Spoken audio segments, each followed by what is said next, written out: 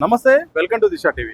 మొత్తానికి తెలంగాణ బీజేపీ ఆధ్వర్యంలో మాత్రం ఇందిరాపాలెం దగ్గర అయితే రైతుల కోసం అయితే దీక్ష కొనసాగుతుంది. పెద్ద ఎత్తున బీజేపీ నాయకులు కూడా వచ్చారు, రైతులు కూడా ఇక్కడ సంఘీభావం వ్యక్తం చేసి కూడా వచ్చారు. ప్రస్తుతం మనతో పాటు బీజేపీ సీనియర్ నేత అలాగే మాజీ ఎమ్మెల్యే రామకృష్ణ గారు ఉన్నారు. సార్, ప్రధానంగా ఏం చెప్పదలుచున్నారు సార్ ఈ దీక్ష ద్వారా రైతులకు కానీ ప్రభుత్వానికి? కాంగ్రెస్ పార్టీ 2023 నవంబర్లో జరిగిన ఎన్నికల్లో రైతులకు, రైతు కూలీలకు అనేకమైనటువంటి హామీలు ఇచ్చిన తర్వాత అధికారంలోకి వచ్చిన తర్వాత హామీలన్నీ మర్చిపోయి వాళ్ళ యొక్క స్వార్థము, వాళ్ళ యొక్క వ్యక్తిగత ఎజెండాలే అమలు చేస్తూ ఉన్నారు. రైతులకు ఇచ్చిన హామీలను దాన్ని సాధన కొరకు ఇలా భారతీయ జనతా పార్టీ మహేశ్వర్ రెడ్డి గారు మరి అపోజిషన్ లీడర్ అయినటువంటి ఆయన నాయకత్వంలో దీక్ష ప్రారంభించడం. ఈ దీక్ష ఇవాళ ప్రారంభం మాత్రమే జరిగింది.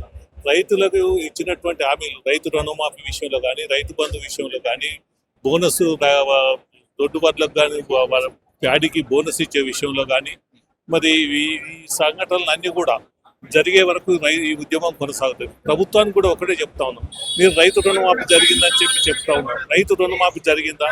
రైతు రుణమాఫీ రైతులకు రుణాలు దేన్ని చూసి ఇస్తారు?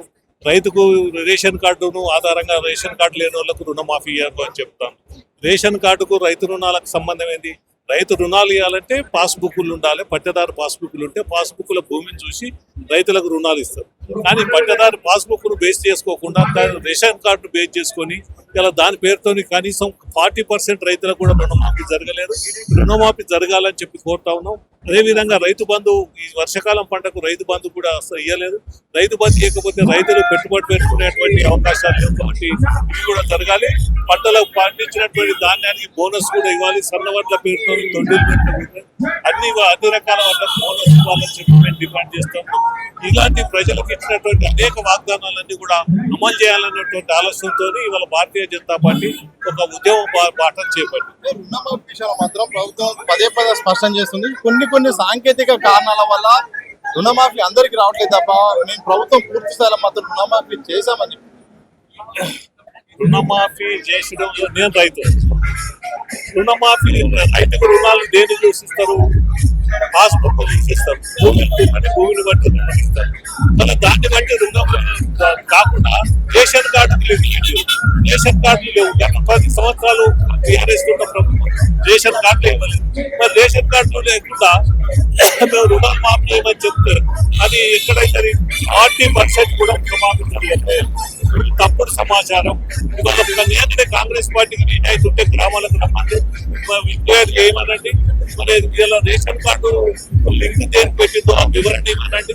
ఇదంతా తప్పుడు ప్రచారం చేసుకుంటా ఉన్నటువంటి రైతులకు రుణమాఫీ జరగలేదు. అంటే రైతులకు వెంటనే రుణమాఫీ చేయాలని చెప్పి మేము కోరుతా ఉన్నాం. రేషన్ కార్డు లింకు లేకుండా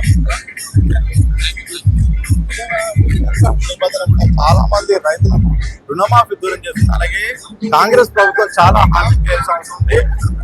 రైతు భరోసా కల్పించాల్సిన భరోసా కేంద్రాలు రైతు బంధు ఎప్పుడు తెలియని పరిస్థితి. ఇప్పుడు రైతులు పెట్టుబడి పెట్టే టైం రైతు బంధు పూర్తి స్థాయిలో కూడా బీజేపీ నేత మాజీ ఎమ్మెల్యే రామకృష్ణ చేసిన సందర్భంగా